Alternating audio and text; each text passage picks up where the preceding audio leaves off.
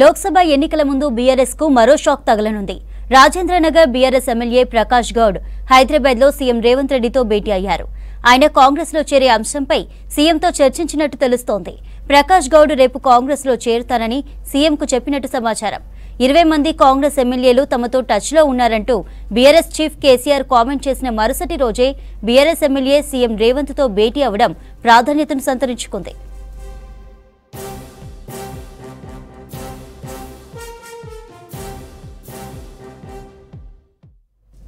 దీనిపై మరిన్ని డీటెయిల్స్ రాజు అందిస్తారు. రాజు, డీటెయిల్స్ ఏంటి?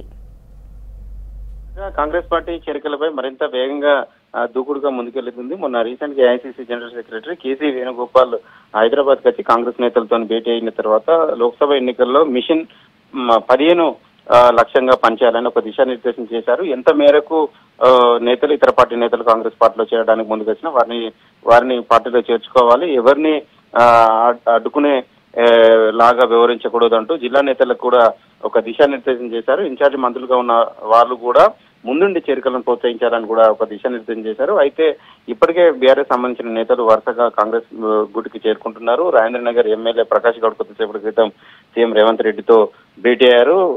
ఆ సమయంలో ప్రభుత్వ సలహాదారులుగా ఉన్న వేం నరేందర్ రెడ్డి కూడా ఆయనతో భేటీ అయ్యి చర్చించారు. గతంలోనే ప్రకాష్ గౌడ్ రేవంత్ రెడ్డితో కలిసి 2-3 సార్లు భేటీ నియోజకవర్గానికి సంబంధించిన సమస్యలు కావచ్చు, ఇతర అంశాలపైన చర్చించారు. అవసరమైతే పార్టీ అంటే కాంగ్రెస్ పార్టీ కూడా అవసరమైతే మద్దతు ఇస్తాను కూడా గతంలో చెప్పినట్లు పార్టీలో ఒక చర్చ జరిగింది. కానీ వాళ్ళు నేరుగా పార్టీలో చేరడానికి తాను కలిసినట్లు తెలిసింది. బహుశా ఆయన రేపు కాంగ్రెస్ పార్టీలో చేరే అవకాశం అయితే కనబడుతుంది. ఇప్పటికే బీఆర్ఎస్ సంబంధించిన ఎమ్మెల్యేలు అక్కడ భద్రాచలం సంబంధించిన ఎమ్మెల్యే తెల్ల వెంకట్రావు కావచ్చు, స్టేషన్ గన్పూర్ ఎమ్మెల్యే కడెన్ శ్రీహరి, అదేవిధంగా ఖైరతాబాద్ సంబంధించిన ఎమ్మెల్యే దానం నాగేందర్ బీఆర్ఎస్ నుంచి కాంగ్రెస్ పార్టీలో చేరారు. మరికొంతమంది ఎమ్మెల్యేలు కూడా రేవంత్ రెడ్డిని పలుసార్లు కలిశారు.